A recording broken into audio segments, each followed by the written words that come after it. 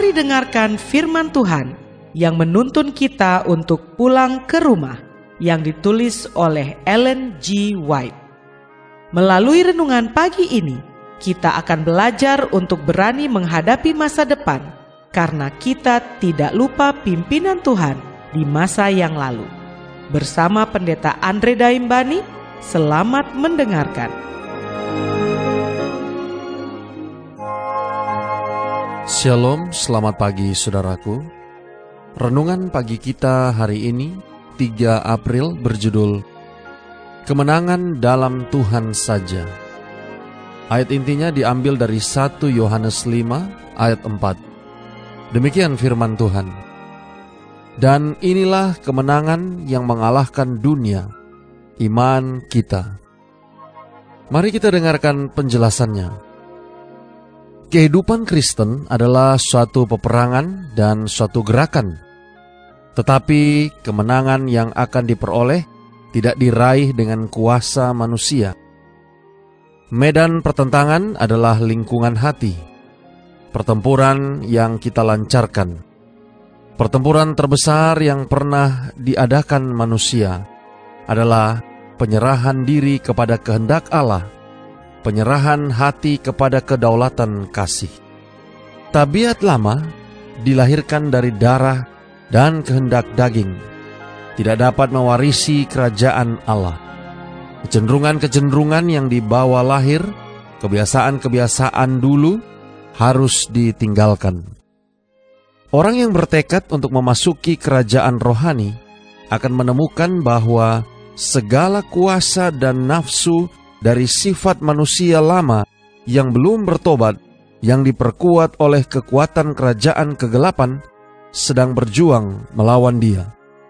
Sifat mementingkan diri dan kesombongan akan bangkit menentang segala sesuatu yang menunjuk keberdosaan mereka.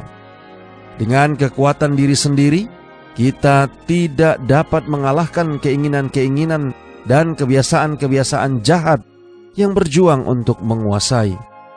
Kita tidak dapat mengalahkan musuh yang menahan kita dalam perbudakannya. Allah sendiri dapat memberikan kemenangan kepada kita. Dia ingin supaya kita menguasai diri kita, kehendak dan jalan-jalan kita. Tetapi, Ia tidak dapat bekerja di dalam diri kita tanpa izin dan kerja sama kita. Roh Ilahi bekerja melalui kemampuan dan kuasa yang diberikan kepada manusia. Tetapi kita diperlukan untuk bekerja sama dengan Allah. Saudara-saudara yang kekasih di dalam, kemenangan tidak diperoleh tanpa doa yang sungguh-sungguh, tanpa merendahkan diri dalam setiap langkah. Kehendak kita tidak dipaksakan untuk bekerja sama dengan wakil-wakil ilahi, tetapi harus diserahkan secara sukarela. Sekalipun dapat dipaksakan kepadamu ratusan kali lipat kehebatan pengaruh roh Allah, itu tidak akan membuatmu seorang Kristen, seorang warga kerajaan yang layak untuk sorga. Benteng setan tidak akan rubuh. Kehendak harus dibenamkan pada kehendak Allah. Tetapi jika engkau mau untuk dijadikan mau, Allah akan melakukan pekerjaan itu bagimu, bahkan mematahkan setiap siasat orang dan merobohkan setiap kubu yang dibangun oleh keangkuhan manusia untuk menentang pengenalan akan Allah. Kami menawan segala pikiran dan menaklukkannya kepada Kristus.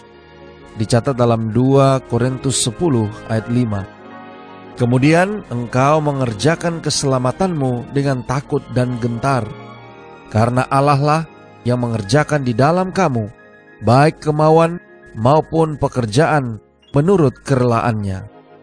Dicatat dalam Filipi 2 ayat 12 dan 13. Khotbah di atas bukit, halaman 141 sampai 143. Doa kita hari ini. Bapa, terima kasih. Melalui renungan pagi ini, kami sekali lagi diingatkan bagaimana kemenangan yang kami boleh peroleh di dalam Tuhan saja. Terima kasih melalui renungan pagi ini kami diajarkan bahwa dengan bersandar kepada kekuatan kami sendiri, maka kami tidak dapat mengalahkan keinginan-keinginan dan kebiasaan-kebiasaan jahat. Tolong kami hari ini Bapa, biarlah dengan pertolongan kuasa Roh Kudus-Mu, dengan bergantung sepenuhnya kepada Tuhan, maka Engkau sendiri akan memberikan kekuatan dan kemenangan kepada kami hari ini. Terima kasih Bapa. Inilah doa dan permohonan kami kepadamu. Di dalam nama Yesus kami berdoa. Amin.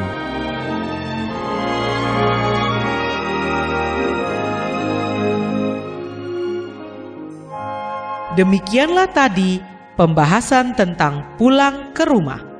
Semoga firman Tuhan hari ini dapat menjadi berkat bagi Anda. Sampai jumpa, Tuhan memberkati.